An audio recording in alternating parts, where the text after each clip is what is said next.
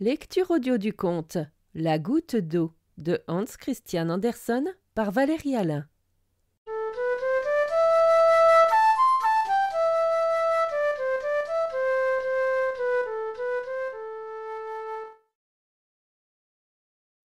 Vous connaissez sans doute un verre grossissant, une sorte de verre de lunettes rond qui rend tout 100 fois plus grand. Si, le tenant devant ses yeux, on regarde une goutte d'eau de l'étang, on voit 1000 bêtes étranges, qu'on ne voit jamais autrement dans l'eau, mais elles sont là, c'est réel. On dirait presque une assiette pleine de crevettes qui sautent les unes sur les autres, et qui sont si voraces qu'elles s'arrachent les unes aux autres bras et jambes, queues et morceaux, et pourtant elles sont gaies et contentes, à leur façon. Il y avait une fois un vieil homme que tout le monde appelait Fourmigrouille, car c'était son nom.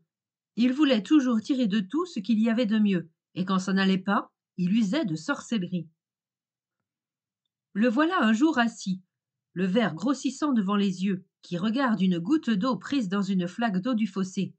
Oh, comme ça fourmillait et grouillait! Toutes les 1000 bestioles bondissaient et s'attrapaient et se mangeaient les unes les autres. Mais c'est affreux, dit le vieux Fourmigrouille. Ne peut-on pas les amener à vivre en paix et à s'occuper chacune de ses affaires?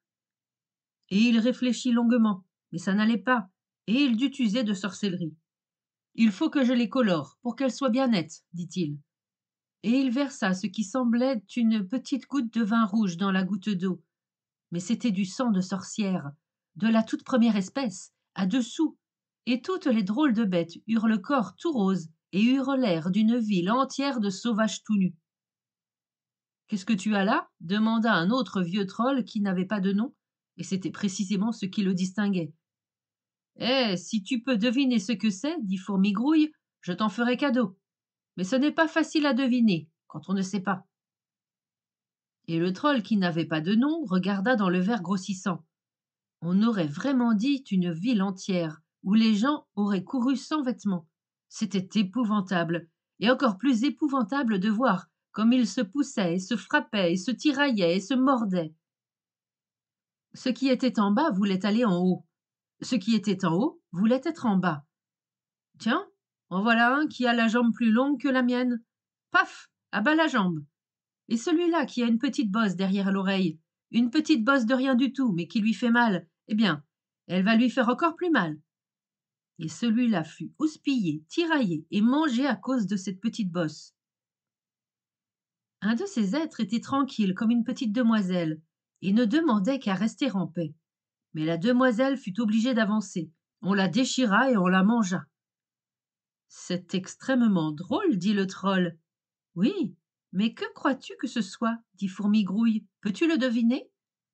Ça se voit bien, dit l'autre. C'est Copenhague, ou une autre grande ville. Elles se ressemblent toutes. C'est une grande ville. C'est l'eau du fossé, dit Fourmigrouille.